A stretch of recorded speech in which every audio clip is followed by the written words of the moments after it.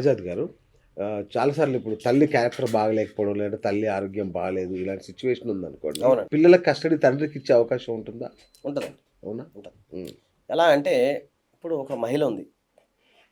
మహిళ వేరే వాళ్ళతో అక్రమ సంబంధం పెట్టుకుంది. అవును. ఆమె అక్రమ సంబంధం పెట్టుకొని అడల్టరీ చేస్తా ఉంది.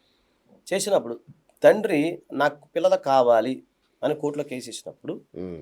ఆమె యొక్క అక్రమ సంబంధానికి అంటే ఆమె ఇట్లా అడల్టరీలో ఉంది అని చూపించే సరైన ఎవిడెన్స్ గనక ఉన్నట్లయితే అచ్చా! కోర్టు వారు అలాంటి అనారోగ్యకరమైన వాతావరణంలో పిల్లల్ని ఉంచకూడదని చెప్పేసి తండ్రికి ఇచ్చే అవకాశం ఉంటుంది. ఓహ్! ఒకటి. లేదు ఆమె మీరన్నట్టు ఆమె అనారోగ్యంగా ఉంది. పిల్లల్ని పోషించే స్థితిలో ఆమె లేదు. ఆమె ఆరోగ్య స్థితి బాగోలేదు. లేదా ఆర్థిక స్థితి బాగోలేదు. సో, ఇతని పొజిషన్ బాగుంది. కోర్ట్ ఎప్పుడైనా ఏం ఆలోచిస్తదంటే పిల్లల యొక్క సంక్షేమాన్ని ఆలోచిస్తది. కరెక్ట్. ఈవెన్ మనమైనా అంతే గదా! అంతే గదా! కాబట్టి ఏంటంటే ఇప్పుడు నేటి బాలలే రేపటి పౌరులు. అవును. పౌరులుంటేనే దేశానికి బలం.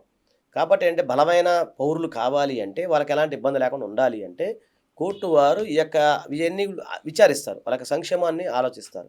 ఓకే. ఇప్పుడు ఇతని దగ్గర ఉంటే పిల్లలు బాగుంటారు. సో, అమ్మ క్యారెక్టర్ బాలేదు. సో, ఆమెకు ఆరోగ్యంగా లేదు.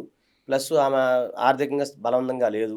ఇవన్నీ గనక కోర్టులో గనక మీరు రుజువు చేసినట్లయితే ఆటోమేటిక్‌గా మీరు ఆ కస్టడీ ఏదైతే ఉందో మీకొచ్చే అవకాశం ఉంటుందండి. ఓకే. ఓకే. అయితే చాలామంది గమనించాల్సిందేంటంటే 2 కండిషన్స్ చెప్తాను. ఒకటొచ్చేసరికి బిలో 5 ఇయర్స్ ఏదైతే ఉన్నాయో అది ఖచ్చితంగా తల్లి దగ్గర ఉండాల్సిందే. ఆ విషయంలో హ్మ్. మనం ఏం హ్మ్. చేయలేం. అది అవును. కోర్టు చెప్పిన జడ్జిమెంట్స్.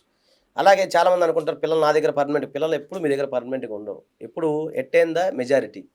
18 ఇయర్స్ వచ్చి 19 తగిలినియి అనుకోండి ఆళ్ళు. అవును. వాళ్ళు మీ దగ్గర ఉండాల్సిన అవసరం మేజర్ లేదు. అయ్యారంటే ఇగ మేజర్ అయితే వాళ్ళిష్టం. అసలు వాళ్ళకి హక్కులుండవు. మనకు అవును. తెలుసు కదా! అవును. మనకెవరికి అవును. హక్కులుండవు. అవును. నా ఇష్టం అంటాడు వాడు. అవును. కాబట్టి ఏంటంటే దీన్ని బట్టి మీరు మధ్య మార్గంగా ఆలోచించి దాన్ని ముందుకెళ్ళమని నేను చెప్తాను. ఓకే. ఓకే. Thank you.